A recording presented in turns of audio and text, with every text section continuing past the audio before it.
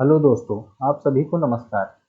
भारतीय संविधान के अंतर्गत तो भाग 5 के जो क्लास पिछली चली थी उसमें राष्ट्रपति के बारे में हम बताए थे। अब आगे उपराष्ट्रपति के बारे में चर्चा करेंगे।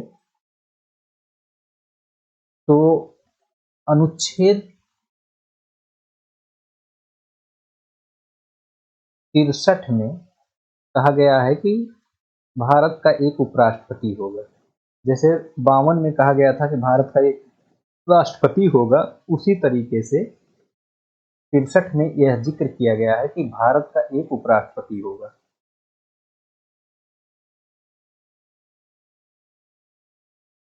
उपराष्ट्रपति जो होता है वह राष्ट्रपति के बाद दूसरा सर्वोच्च अधिकारी होता है। यानी सर्वोच्च पदाधिकारी जो होता है देश का वरीयता क्रम में दूसरा स्थान रखता है।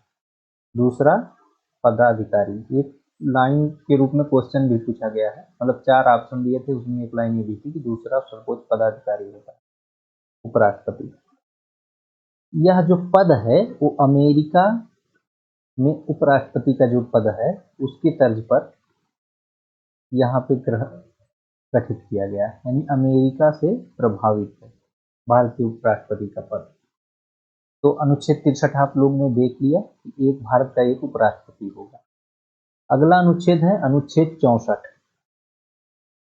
अनुच्छेद 64 में यह कहा गया है कि यह राष्ट्रपति जो हो उपराष्ट्रपति जो होगा ये राज्यसभा का पदेन सभापति होगा। राज्यसभा का पदेन सभापति होगा, यानी उपराष्ट्रपति ही चेयरमैन होगा राज्यसभा का। अनुच्छेद 64 ये 89 के खा में भी शायद राज्यसभा का पदेन सभापति। फिर अनुच्छेद 65 में क्या दिया गया है? अनुच्छेद 65 में कहा गया है कि राष्ट्रपति के कर्तव्यों का निर्वहन, यानी जब राष्ट्रपति उपलब्ध ना हो उसके कर्तव्यों का यह निर्वहन करेगा।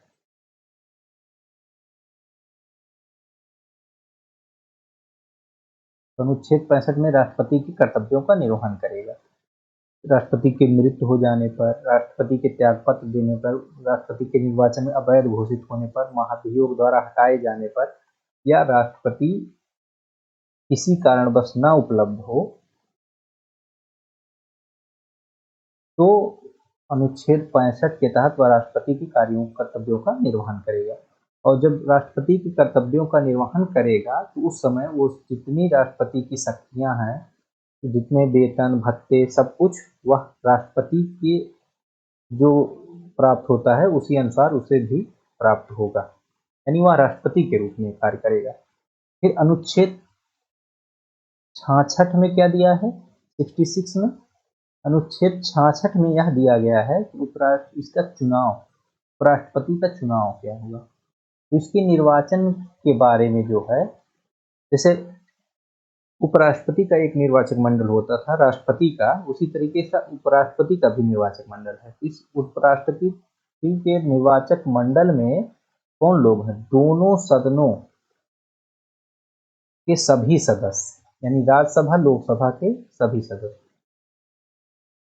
दोनों सदनों के सभी सदस्य इसमें शामिल हैं। इसमें चाहे मनोनीत हो या चाहे निर्वाचित हो, फर्क नहीं पड़ता है, सबको उपराष्ट्रपति के चुनाव में शामिल होने का अधिकार है। तो अनुच्छेद 66 हो गया। अनुच्छेद 67 में क्या दिया गया है? अनुच्छेद 67 में दिया गया है इसके कार्यकाल के बारे में। तो इसका कार्यकाल क्या होगा? अपने पद ग्रहण के समय से 5 वर्ष कार्यकाल इसका पद ग्रहण करने से 5 वर्ष होता है। फिर अनुच्छेद, या फिर जब त्याग पत्र दे दे या हटा दिया जाए तो है, लेकिन 5 वर्ष निर्धारित है पद ग्रहण करने के। अनुच्छेद 68, अनुच्छेद 68 में क्या बताया गया है? कार्यकाल की रिक्त पूर्ति के चुनाव का समय, आकस्मिक रिक्त पूर्ति के लिए चुने गए व्यक्ति का कार्यकाल। जैसे राष्ट्रपति के बारे में नहीं बताया गया था कि अनुच्छेद 62 में कि 5 वर्ष के पहले जब उनका कार्यकाल पूरा हो उसके पहले चुनाव करा लिया जाए, या त्यागपत्र जब वो दें, या उनकी मृत्यु हो गई हो, या महाभियोग द्वारा हटा दिया गया हो, इन सब स्थितियों में 6 माह के अंदर भीतर चुनाव करा लिया जाए। तो यही स्थिति उपराष्ट्रपति, और जो बचा जो चुनाव होगा वो 5 वर्ष के लिए, जो दूसरा व्यक्ति चुन के आएगा वो 5 वर्ष के लिए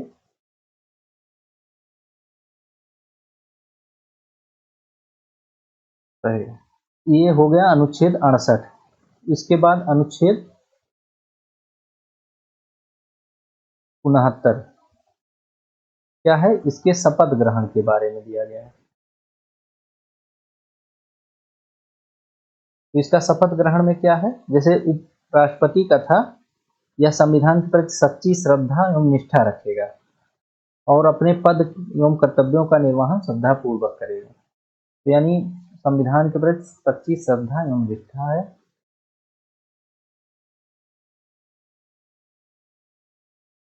सच्ची श्रद्धा और निष्ठा, और कर्तव्यों का निर्वहन श्रद्धापूर्वक। फिर अनुच्छेद 70 है। अनुच्छेद 70 में ये बहुत महत्वपूर्ण नहीं है, अन्य आकस्मिकताओं में राष्ट्रपति के कर्तव्य का निर्वहन, वही बातें हो गई। फिर अनुच्छेद 71 आप लोग को बता ही दिया हूँ, जो इनके निर्वाचन से संबंधित जो विवाद होंगे वो सुप्रीम कोर्ट देखेगा, राष्ट्रपति उपराष्ट्रपति के। और एक है इनके अर्हता के बारे में। इनका अर्हता के बारे में क्या है, भारत के नागरिक हों, 35 वर्ष पूर्ण कर चुके हों। राष्ट्रपति जैसे लोकसभा का निर्वाचन की योग्यता रखता है, ये राज्यसभा, क्योंकि ये राज्यसभा के पदेन सभापति हैं, तो राज्यसभा की निर्वाचन की योग्यता रखते हैं, यानी राज्यसभा का सदस्य बनने की इनके पास योग्यता होनी चाहिए, लाभ के पद पे ना हो। लाभ का पद मैं बता ही दिया था, मंत्री विधायक सांसद, ये जो पद होते हैं लाभ के पद नहीं होते हैं, इस दृष्टि में लाभ के पद में ना हो। बाकी किसी भी अर्हता हो गया। अब राष्ट्रपति के लिए 50 प्रस्ताव 50 अनुमोदक होते हैं, और उपराष्ट्रपति के लिए 20 प्रस्तावक और 20 अनुमोदक, और 15,000 रुपया इनका जमानत राशि है। ये बातें हो गई उपराष्ट्रपति के बारे में। और इनकी राष्ट्रपति की जो शक्तियां होती हैं, इनके पास अपने पद से संबंधित कोई कार्य नहीं है। इनकी जो शक्ति होती है वो राज्यसभा के पदेन सभापति के रूप में होती है, राज्यसभा के पदेन सभापति। और ये जो होता है लोकसभा के अध्यक्ष जो होते हैं, उनके बराबर समकक्ष जो शक्तियां और कार्य हैं उसी तरीके से इनको भी प्राप्त है। फिर कार्यवाहक राष्ट्रपति के रूप में कार्य करते हैं, वही अनुच्छेद 65 के अंतर्गत। ये दो चीज इनका। और कुछ बातें राष्ट्रपति के बारे में और थी, 2 पॉइंट केवल। उपराष्ट्रपति समाप्त हो गया, उतना ही उपराष्ट्रपति में था। जैसे अनुसूचित क्षेत्र होता है, इसको घोषित करने की शक्ति राष्ट्रपति के पास होती है। अनुसूचित क्षेत्र देश के किसी भी हिस्से को अनुसूचित क्षेत्र घोषित कर सकता है, किसी भी अनुसूचित क्षेत्र की सीमा को बढ़ा सकता है, उसका विस्तार कर सकता है, उसकी अनुसूचित क्षेत्र जो होता है उसको समाप्त कर सकता है। ये सब राष्ट्रपति के शक्तियों में आता है। इसके पश्चात अब नया राष्ट्रपति उपराष्ट्रपति आपका समाप्त हो गया। अब केंद्रीय मंत्रिपरिषद के बारे में आप जान लीजिए। इसी के साथ यहाँ केंद्रीय मंत्रिपरिषद भी समाप्त कर दूं, जिससे अगला जो क्लास हो वो हमारा संसद के बारे में हो। केंद्रीय मंत्रिपरिषद में बहुत कुछ है नहीं, बस जो क्वेश्चन एग्जाम में पूछे गए हैं उनके बारे में है और कुछ और थोड़ा सा जान लेंगे आर्टिकल में क्या क्या है वही। तो अनुच्छेद 74 में वही जो सलाह वाली बात है, सलाह एवं परामर्श राष्ट्रपति को देंगे। आप लोग को पता है इसके बारे में बताया अनुच्छेद 74 के 1 में, और 74 के 2 में कहा गया है कि जो सलाह परामर्श देंगे उसका न्यायालय जांच नहीं करेगा, न्यायालय जांच नहीं कर सकता। अनुच्छेद 75 में क्या है? अनुच्छेद 75 में नियुक्ति है पीएम की, अन्य मंत्रियों की नियुक्ति है, तो इनके वेतन भत्ते और सब हैं। फिर अनुच्छेद 76 में महान्यायालय बता दिया था, अनुच्छेद 77 में बता दिया था भारत सरकार द्वारा कार्रवाइयों का संचालन राष्ट्रपति के नाम पर। अनुच्छेद 78 में भी बता दिया था कि प्रधानमंत्री जो होता है, प्रधानमंत्री राष्ट्रपति को सूचनाएं प्रदान करता है, और राष्ट्रपति अगर कोई सूचना मांगना चाहे प्रधानमंत्री से या मंत्रिपरिषद से तो उसे प्राप्त कर सकता है। अब इसमें केंद्रीय मंत्रिपरिषद में क्या होता है, पीएम जो होता है वह वास्तविक प्रमुख होता है, यानी सभी राष्ट्रपति के नाम से सभी शक्तियों का उपभोग पीएम करता है, क्योंकि ये सलाह और परामर्श बहुत महत्वपूर्ण चीज है, बिना इसके सलाह के राष्ट्रपति कुछ नहीं कर सकता। और जो राष्ट्रपति होता है वह नाम मात्र का प्रमुख या संवैधानिक प्रमुख होता है। ये क्वेश्चन आया है संवैधानिक प्रमुख और नाम मात्र का, और यह वास्तविक प्रमुख होता है।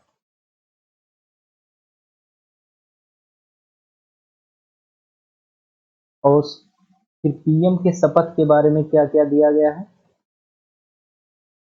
पीएम का जो शपथ होता है उसमें संविधान के प्रति सच्ची श्रद्धा, संविधान पहला टॉपिक, पहला जो होता है संविधान के प्रति श्रद्धा एवं निष्ठा, ये तो सब क्या है। दूसरा जो है संप्रभुता और एकता, ये पीएम शपथ लेता है, संप्रभुता, एकता, अखंडता अक्षुण्ण रखने के लिए। फिर तीसरा इसका क्या है, पदों के पद जो है जिस पद पे बैठेगा उसका निर्वहन करेगा अच्छी तरीके से। चौथा क्या है, बिना किसी भय, पक्षपात या भेदभाव के संविधान और विधि के अनुसार कार्य करेगा, संविधान और विधि के अनुसार कार्य करेगा। फिर गोपनीयता की शपथ लेता है, ये इसके शपथ के विषय हैं, गोपनीय प्रधानमंत्री के।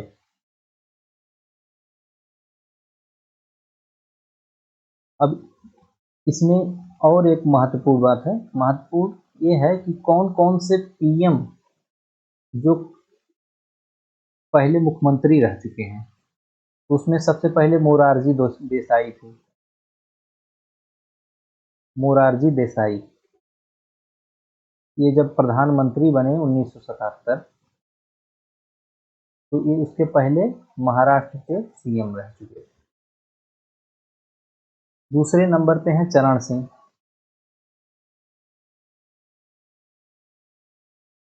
चरण सिंह जो हैं वो यूपी के सीएम रह चुके हैं, और चरण सिंह एक ऐसे प्रधानमंत्री हैं जो कभी सदन में नहीं गए, मतलब अपने प्रधानमंत्री पीएम जब बने तो उस समय सदन में नहीं गए। क्यों? क्योंकि उस दौरान सत्र आहूत ही नहीं किया गया था, उनका कार्यकाल बहुत कम था इसीलिए।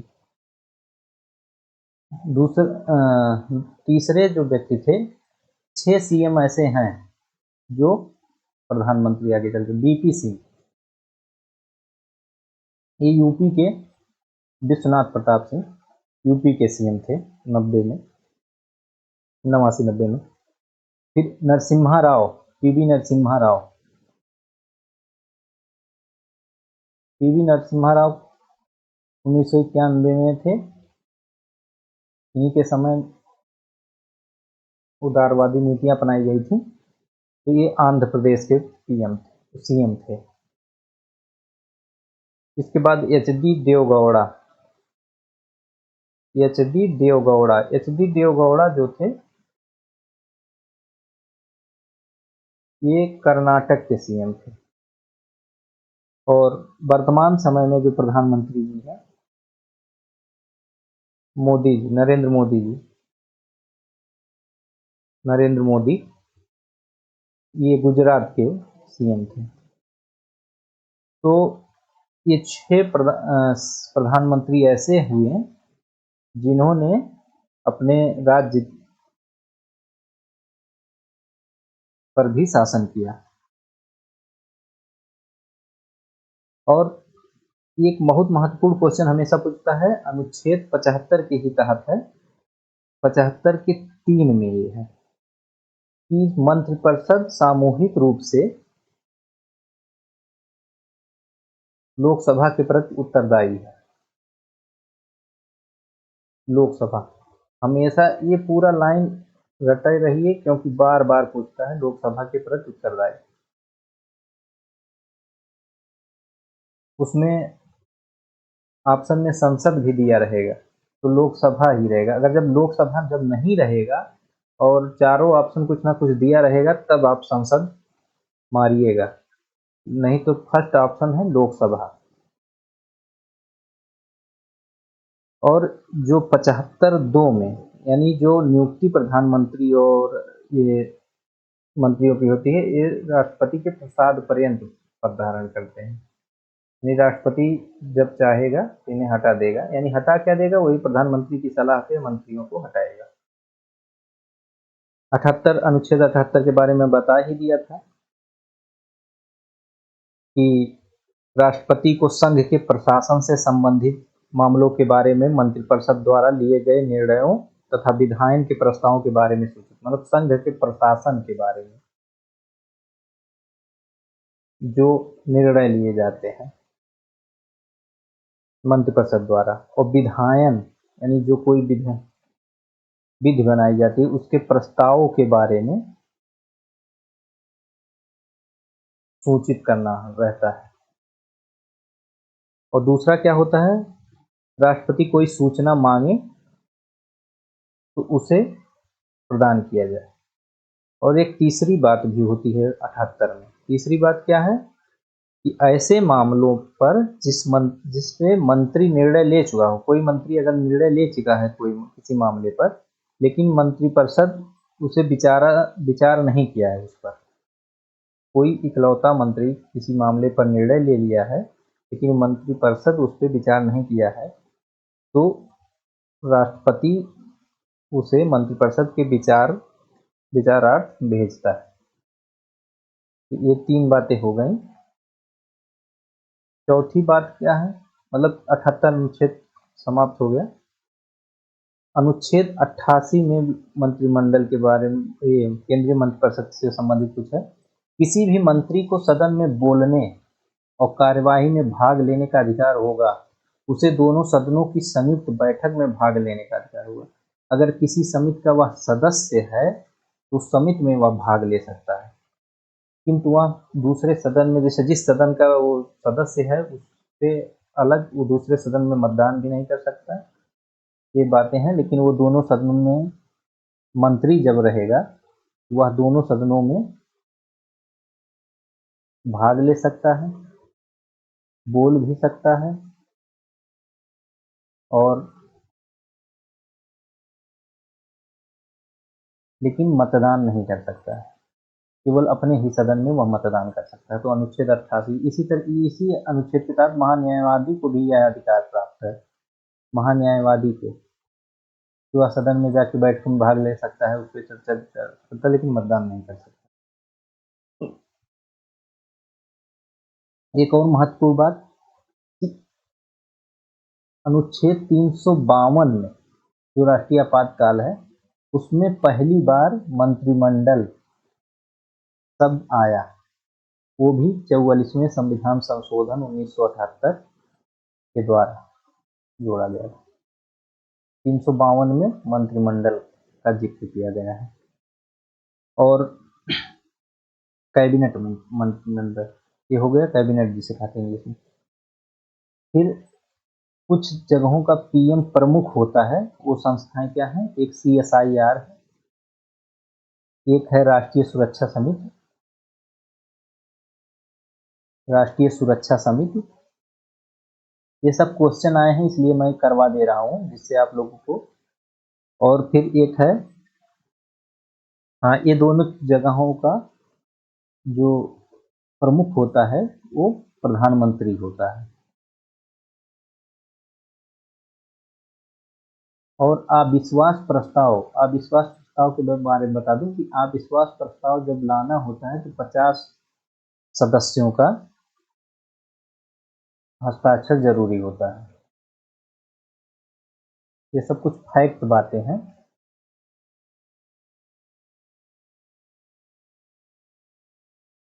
और एक चीज है, कौन से प्रधानमंत्री थे जो देश के बाहर जिनकी मृत्यु हुई? तो लाल बहादुर शास्त्री थे। लाल बहादुर शास्त्री थे जिनकी मृत्यु देश के बाहर हुई 11 जून। 11 जून का समय था 1966 में, उज्बेकिस्तान में ताशकंद, वहाँ एक जगह है, राजधानी होती है, उज्बेकिस्तान में हुई। उज्बेकिस्तान। फिर चौधरी चरण सिंह संसद में कभी नहीं गए अपने कार्यकाल के दौरान, ये तो मैं बता दिया हूँ। इनका कार्यकाल था चौधरी चरण सिंह का 28 जुलाई 1979 से फिर 14 जून 1980।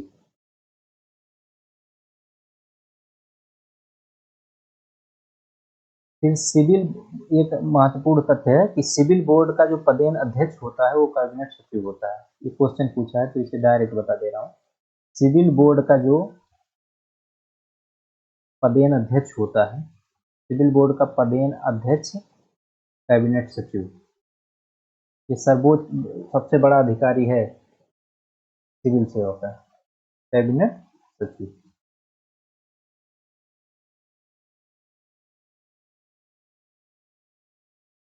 और कैबिनेट सचिवालय जो होता है वो प्रधानमंत्री के अधीन होता है।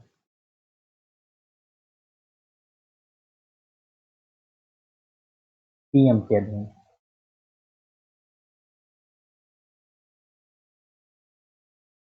और एक संशोधन द्वारा, आई थिंक 91 था, 2003, ये 93 भी हो सकता है लेकिन मुझे लगता है 91 ही है। आप लोग देख लीजिएगा, मैं भी चेक करके अगली क्लास में बता दूँ।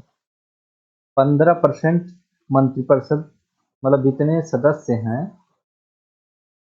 वो 15, उसके 15% से अधिक मंत्रिपरिषद में नहीं होने चाहिए। एक और फैक्ट है, श्वेत पत्र। श्वेत पत्र किसे कहते हैं? ये क्वेश्चन पूछा गया है। विस्तृत और कोई आधिकारिक दस्तावेज, विस्तृत हो और आधिकारिक दस्तावेज का जो विवरण होता है उसे श्वेत पत्र कहा जाता है। विवरण दिया रहता है जिसमें आधिकारिक दस्तावेज रहे और विस्तृत रूप से रहे, उसे श्वेत पत्र कहते हैं।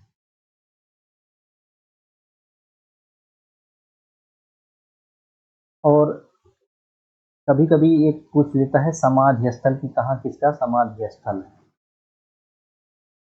तो ऐसे करा दे रहा हूँ। बहुत ही इम्पोर्टेंट तो उतना नहीं है लेकिन कभी कभी पूछ लेता है तो आप लोग को पता होना चाहिए। जवाहरलाल नेहरू का समाधि स्थल का नाम जो है उसे शांतिवन कहते हैं।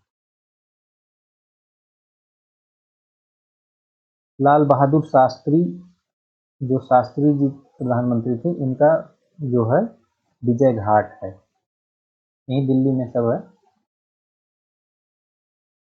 इंदिरा गांधी का जो है, इंदिरा जी का है शक्ति स्थल।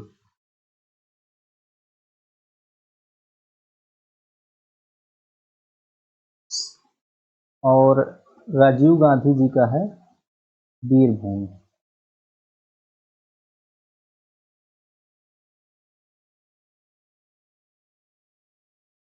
फिर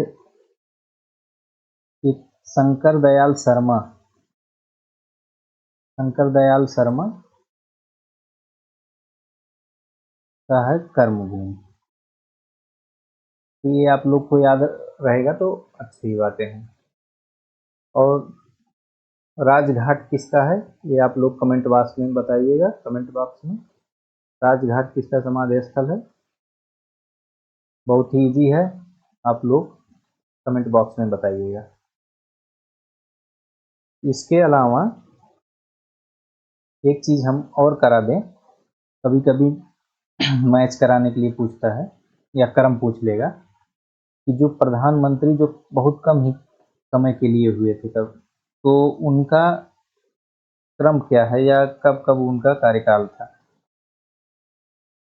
तो सबसे पहले इनमें बीपी सिंह यानी चरण सिंह तो हुए ही थे, चरण सिंह का वो बता दिया हम कार्यकाल, वो 79 से 80 तक, 1979-80 में। फिर उसके बाद बीपी सिंह हुए। बीपी सिंह का जो कार्यकाल था ये थे 1989 और 1990 टाइम पीरियड। डेट नहीं बता रहा हूँ, डेट बहुत बोझिल हो जाएगा, मतलब आसपास आप जानते रहेंगे तो मान देंगे। फिर चंद्रशेखर जी थे, इनका कार्यकाल था 1990, जब बीपी सिंह के हटे तो ये बने थे 1991 तक। ये ऐसे, इनको